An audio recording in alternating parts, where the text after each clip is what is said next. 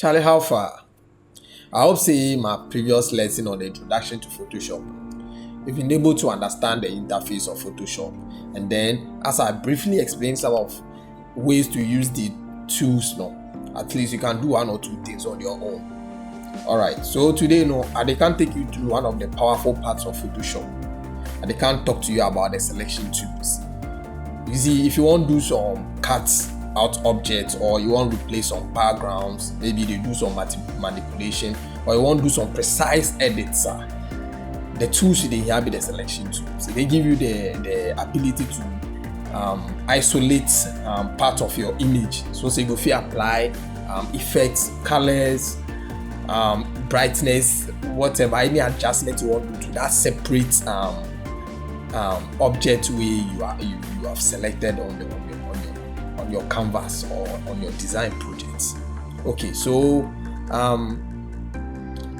you open Photoshop and Charlie, make I walk you through those tools. Okay, so first we have the Marquee tools. The Marquee tools, they select simple objects. So let's say I come here, I select the Marquee tool. You have the rectangle Marquee tool and the elliptical Marquee tool. The rectangle Marquee tool is when you want to make a selection of a rectangle shape or object. Then you go use that Marquee to take the one. So I will draw around the rectangle shape like this to make my selection. So as I select them like this, maybe I know they like some portion of the selection I do. I just go hold on to the Alt key on the keyboard. He say he brings some rectangle sign, it brings some negative sign on the cursor. So you go draw around where you want to add to your selection, then you go take them out. Same way if you want to add back, you just press the shift key. You say you can add another plus symbol to the cursor, then you go fit take add back where you take out.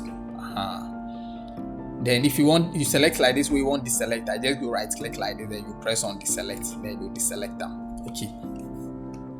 Same way if you want to select a circle object on your designer, all you go do is say you go choose pick them the elliptical Marquee tool, and then you go draw around the circle shape like this. If you draw them way, maybe you don't get them precise like this, I just go move your mouse to the edge of the selection line, or then just go pull them on top of the thing just to get them precisely or accurate.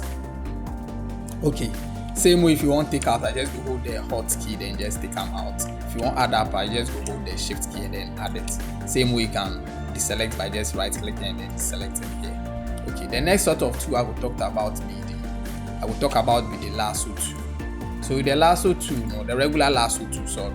So the regular Lasso tool, it's a freehand selection tool. So let's say I have this image here. I want to select the image. All you go do is you go draw on the edges like this.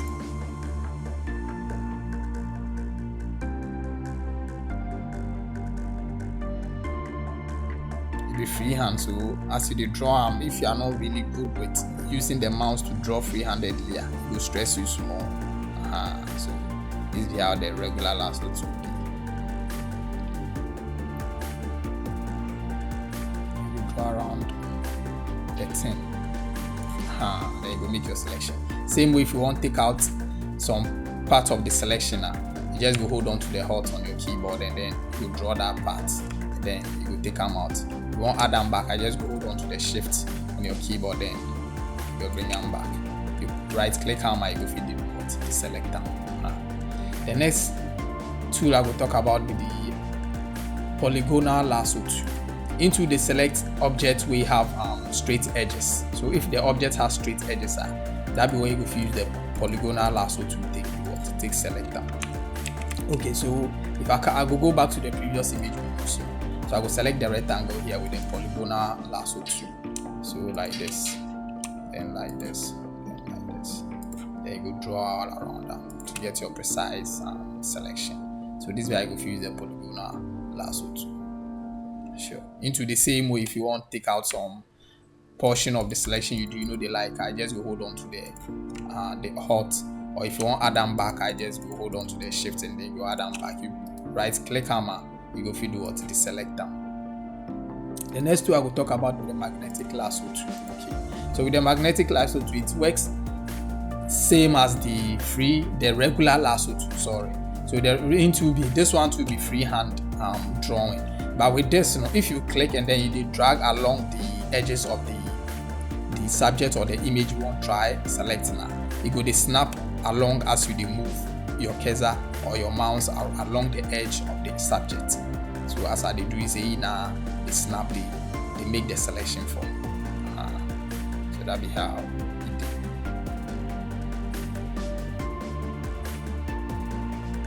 it makes it easier to make your selection. Same process, you want add or you want subtract, the same thing you go do. I do deselect them. Okay, the next set of tools I will talk about, normally they term them as the smart tools because of how they behave. So first we'll go with the object selection tool. So with the object selection tool, you see as I pick up where I over my mouse around the image, it makes some highlights on the image, meaning it has detected where the edges of the image is. So if I over my mouse around the edge of the image like this way, I click hammer, because it's a now go make the selection for me automatically. So you see how the object selection tool they work. So this is how they work. I go deselect them. The next one I will talk about with the quick selection tool. Into the work almost close to the object selection tool.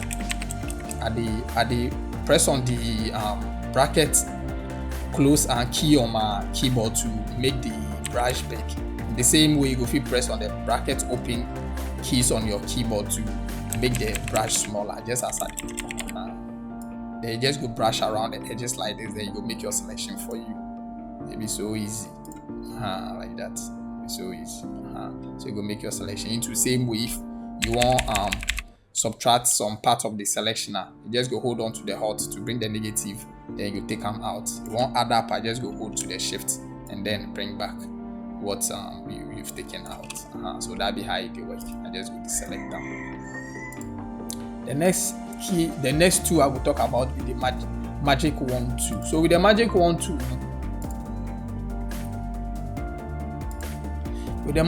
tool, it select based on color. So if you look at this image, it has a white background color. So if I click on the white background color, the white background like this, it will select the background for me. Because all the white, it will select only the white portion of the background. Same way if I want to select the pot alone too, see how it will behave. Select them well because the colors are not the same. You see, it has some dark parts, some lighter parts and things. So you know go fit select them. So that be how the magic wand tool they make its selection. Okay, so now that I've been able to explain to you how you can use the selection tools, I would like us to do some mini projects so you understand how powerful these tools are and how you can apply them in your designs. So I have this lady with this afro hair. I don't want to change the background color. So first of all, what I will do is I will come here and then click on this small padlock icon to unlock the image. Then I will choose one of the selection tools. I will go with the quick selection tool. And then you see if you go over to the option bar for here, you see they see select subject. It work like the smart tools now, the smart option tools now, the smart selection tools, sorry. So if I click on them, I will automatically select the subject for me.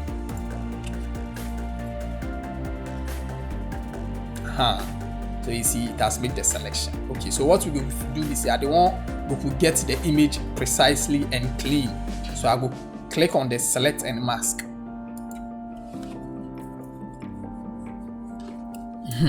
So this is it. So right now, you see, if you look at the hair, if you look inside the hair, you still see the previous background color for inside. So I don't want to fix that issue. So what we could do is you see this brush here, they call them the refined edge brush. I will click on them, and then I will come paint at that portion where the background color still they show for the hair inside. So I will do one like this.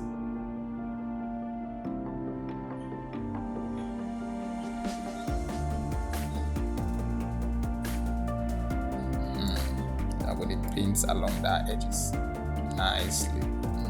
So see you go be satisfied, or if I be satisfied with what I see here, then I just go do what? I just go okay. So you come here to have some other additional options where you fit play with. You have the radius. The radius basically how you want make the where you want make the hair start from, or where you want make the image edge start from. That be where you go do for. Where we have the smooth, maybe you want smooth the edges. You feel use this. You feel play around with this. This controls. Then the next one to be feather into it based on how feather you want with the image selector. Then you go notice as I do mess up the whole thing for me. See, so that be how into it. So into you go play around with them small so you can get what you want. Then we have the contrast into just they add some vibe to them. Then we have the shift edge. So these things will all be options you can play with to get what you be satisfied with. So right now how I see I'll be okay with them. So all I just go click on the OK for here. As you see, it make our selection for you. So right now we only have the head of the head of the lady without the background. Okay, so right now they want to add a new background to one. So what I go do is say I just go click on the small this thing for here. It says add plus the plus icon for here to add a new layer. So the new layer now I just go drag them underneath the shoddy in head. So in that. So you go do is say you come here, you see this be the black foreground color, where the white be background color. So apply a foreground color on your design. What you go do is say you go hold on to the hotkey, then backspace to apply the color. If I don't want to apply the background, I'll go hold on to the control key and press backspace. In this case, I don't want to use the white color, so I go hold on to the control key, then use the backspace to apply the background color. Okay. So you see, you apply the white form. So this is how you go change the color if you change the background color of an image. If you make your selection just as the process me then you pass through, you will feel understand. So that be how you do. Okay, right now I just want to change the color of this image of this lady's face. I want to do one black and white. So you come here, we have something called adjustment layer. So what you do is you select the lady in head. You see at the off arm or at the on arm, that be the lady in head. So if I come here, you click on this small semicircle thing for here, you click on them, I go bring adjustment layer, and these are all adjustment layers. So I go select black and white, or that be what I want. I click on them, I go come apply the black and white for top for. You go feel adjust them how you want them. See either dark or white, based on how you want them, you just go feel go around them. So this be how you go feel change a background of an image or add an adjustment layer to your design or image. So this is how I would want. I go like make another demonstration, make you guys understand something too for here. So I have this image too. This sky image. I have this sky. I don't want to change the sky image from this bright sky to a sunset sky. So I go first unlock the padlock for here, and then I go pick my quick selection tool, and then I will come brush on the cliff to make my selection.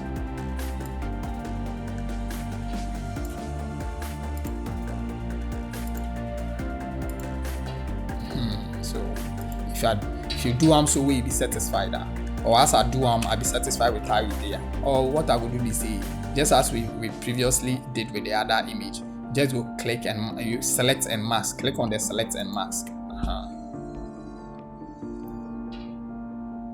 Then you say you make the selection from there, just go come OK.